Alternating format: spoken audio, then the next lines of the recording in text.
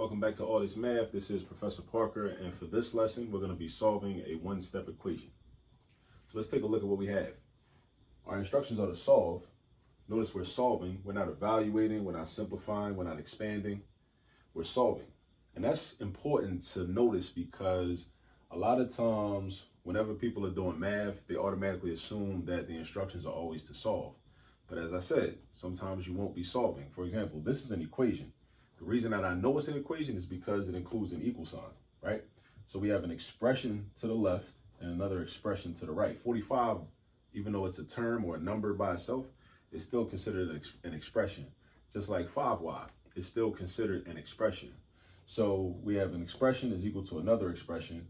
And what we're trying to figure out by solving is the value of y that's going to make this equation a true statement, right? We want to know what number can go in the place of y and make this a true statement.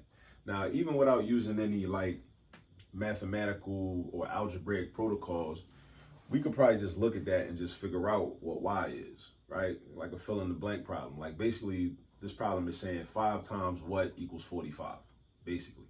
And if you know your multiplication facts or you know your division facts, you can easily probably just figure out that y is equal to 9 because we know that 5 times 9 equals 45. But it's cool if you know how to do that.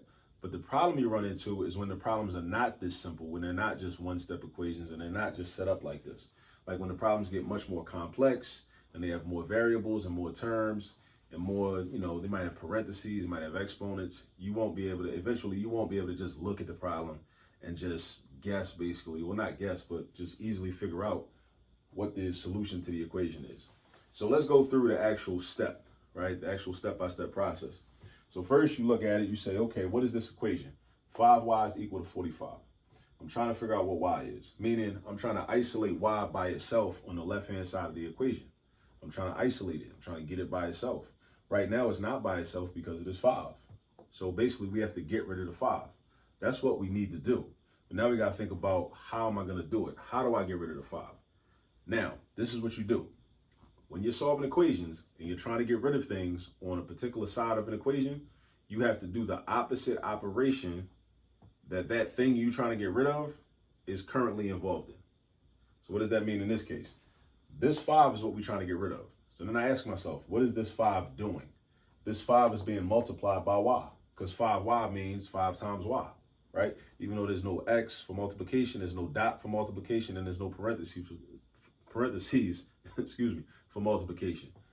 This means multiplication. When you have a number adjacent to a variable, that indicates multiplication. So 5y is equal to 45. So then you ask yourself, what's the opposite of multiplication? The opposite of multiplying is dividing.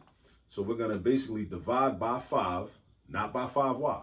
That's a very common mistake. We're not dividing by 5y. We're only dividing by 5 because you only are going to divide by what you're trying to get rid of. And we're not trying to get rid of y. We're trying to keep y there by itself. We're trying to get rid of 5 so that y can be by itself. All right?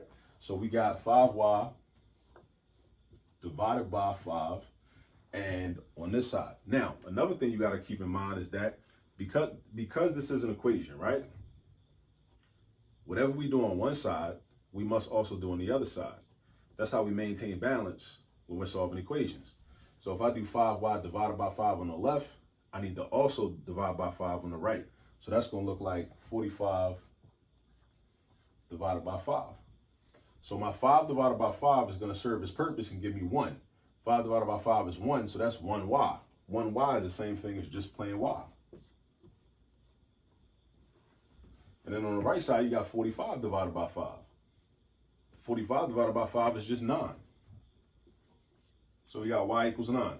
Like I said, you would have knew that already kind of intuitively just from looking at it and thinking, okay, 5 times what number equals 45? Y is 9. All right? And that's also how you check it too. So I just checked it verbally by saying 5 times 9 does equal 45. So that means that this checks out. All right? Now, keep in mind, all the problems are not going to be that easy. They're not going to be that easy, but you need to learn how to master how to do these problems. And then as they get progressively more difficult, you'll be in good shape. But you gotta crawl before you walk and master those, right? All right.